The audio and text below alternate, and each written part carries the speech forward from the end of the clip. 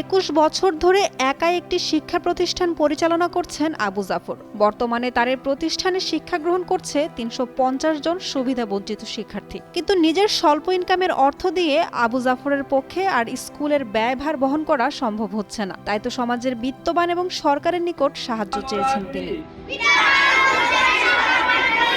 রাজশাহী নগরীর 19 নম্বর ওয়ার্ডের ছোট বনগ্রাম পশ্চিমপাড়ায় অবস্থিত আলুর পথে বিদ্যানিকেতন স্কুল। এখানে শিক্ষার্থীদের জন্য রয়েছে 5টি শ্রেণীকক্ষ, কিন্তু সংস্কারের অভাবে অল্প বৃষ্টি হলে ক্লাস করতে অসুবিধায় পড়তে হয় শিক্ষার্থীদের। এখানে অনেক ছাত্রছাত্রী বাথরুমে একটা বৃষ্টি পড়লে ঘর পানি ঢুকে যায়। আমাদের এখানে অনেক সুযোগ সুবিধা থাকে, ফ্রিতে পড়ায়, টাকা পয়সা লাগে না।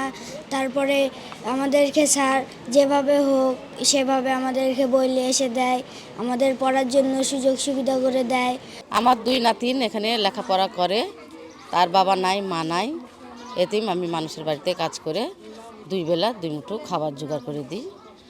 আমি করি, স্কুলে টাকা পয়সা লাগে না, ফ্রিতে পড়াই, এই জন্যই এখানে পড়াই। ভালো লাগলো। জাফর ভাইকে দীর্ঘদিন ধরে চিনি এবং এই প্রতিষ্ঠানটা 21 বছর ধরে আছে। ও একজন ক্ষুদ্র ব্যবসায়ী, ওই ব্যবসায় দিয়ে এই প্রতিষ্ঠানটা চালানো একটা তার জন্য খুবই কষ্টকর হয়ে যাচ্ছে। 2 নম্বর হলো যে এই যে আপনার এখানে 350 যে বাচ্চা আছে, এদের যে ভরণ পোষণ মাঝে আমরাও হিমশিম খেয়ে যাই।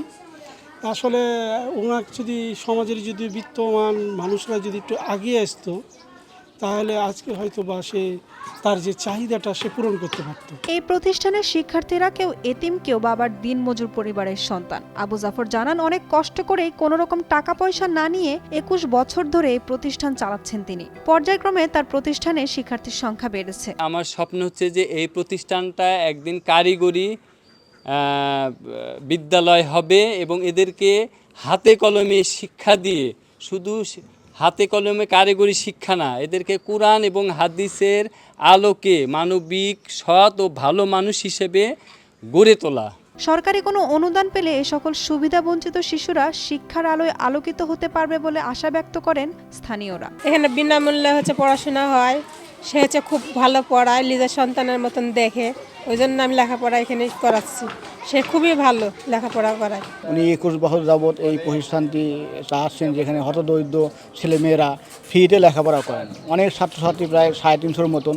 বিনা পয়সার এই প্রতিষ্ঠানের বিষয়ে রাজশাহী জেলা প্রশাসক জানান, সরকারিভাবে কোনো সাহায্য করা গেলে অবশ্যই করবেন তারা। স্কুলের সাথে যারা জড়িত আছে তাদেরকে আমাদের এডুকেশনের সাথে দেখা করতে বলবেন, তারপর আমরা দেখবো সরকারিভাবে যদি কোনো সাহায্য করা যায় অবশ্যই করবো আমরা, ইনশাআল্লাহ।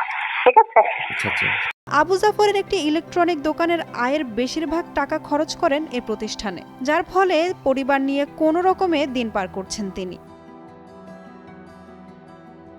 রাজশাহী থেকে মোহাম্মদ নাঈম হোসেনের পাঠানো তথ্যচিত্রে ডেস্ক রিপোর্ট। উর্মি আক্তার, সোমা, কালের কণ্ঠ।